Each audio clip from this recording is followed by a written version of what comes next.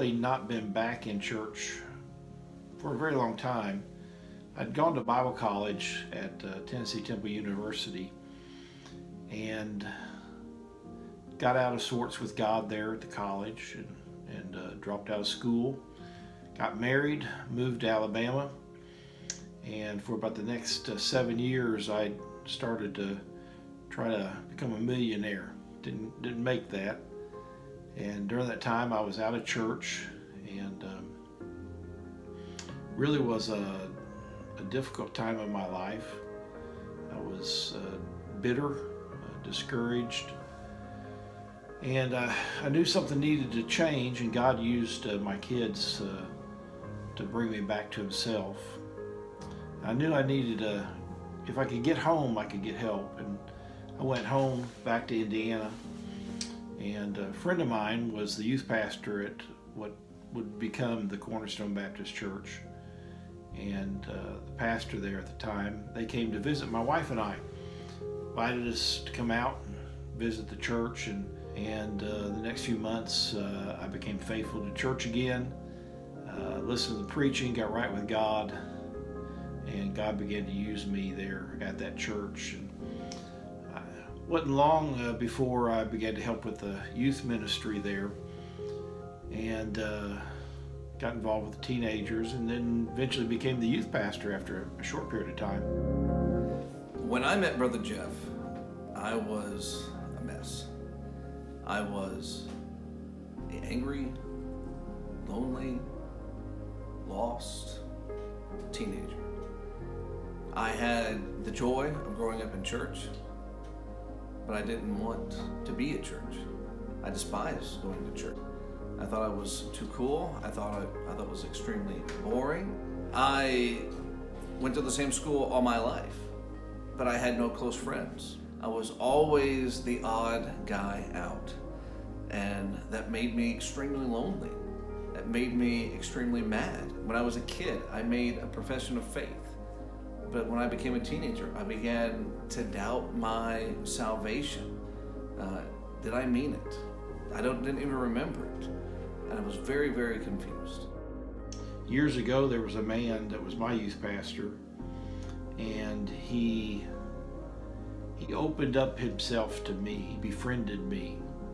And I think that's what I did maybe to reach Travis. I made room for him in my life, but I just wanted to influence him for Christ. I knew what that did for me, where I could ask any question. We could talk about anything. I took him seriously. I listened, I think. I wanted to hear about his life. I was interested in him. I think probably one of the things, we spent a lot of time together. And I'd open up my home to the teenage guys, and they would come over, and often it was just him and another guy. And so we got to spend a lot of time together. But we talked a lot about life, talked a lot about the Lord, talked about serious things, about the future. I felt like he became a Timothy to me. I just wanted to help him. Just thought that's what you ought to do. You invest your life in people. That's how somebody did it with me, and that's what I wanted to do with him. I went to make a change in his life, and what happened was it also made a change in my life. I was different because of it. When Brother Jeff became our youth pastor, he went after me.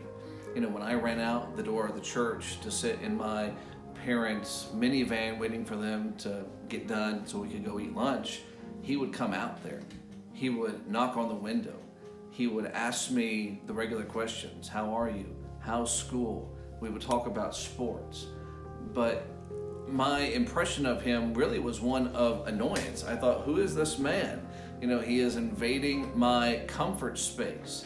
And I remember giving him so much teenage attitude, but he just would not stop.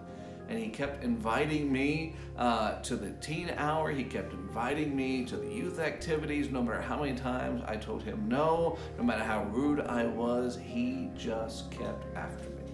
Brother Jeff won me over with his love and with his persistence. before I ever went to a youth activity, I went over to his house and we would play Risk together. We would play Risk till like 2 a.m. But he just kept after me and he kept loving me. And he made church a place that I wanted to be. I went from the guy that hated church, couldn't wait to get out of church, to where when I could drive myself. That's where I drove all the time. I would show up early, I would stay late. We would play basketball in the parking lot. I got a love for the people of God. I got a love for God's house because I love this man. And he showed me what Christianity should be. He showed me how Jesus Christ loved me. I got so comfortable with him that I was able to go to him and share with him, I don't know that I'm saved. I'm doubting my salvation. And he didn't judge me. He didn't say, what, you, a deacon's kid, aren't saved? There was none of that. He took me there. We sat down. He talked with me. He showed me the verses that I knew so well. And that night I got saved. He won me over to himself just by his love for me.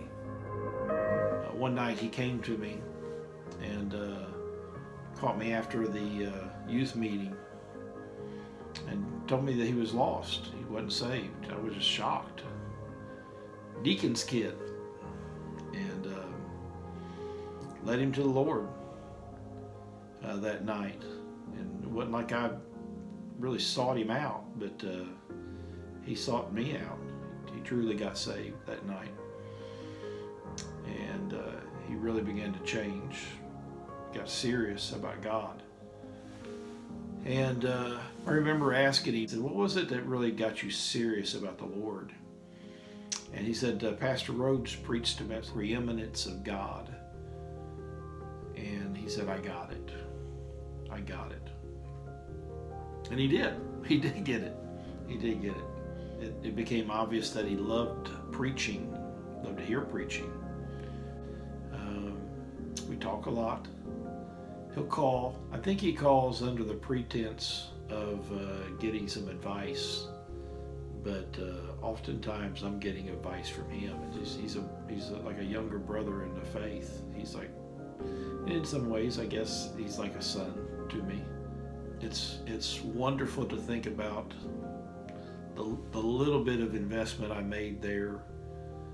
The fruit, the return on that is eternal, because I know that he's doing the same thing in other people's lives. Brother Jeff and I's relationship today is great. He is still loving me. He is still influencing me. He is still there for me. And he always has time for me. So now I call him. We talk about life. We talk about family. We talk about ministry.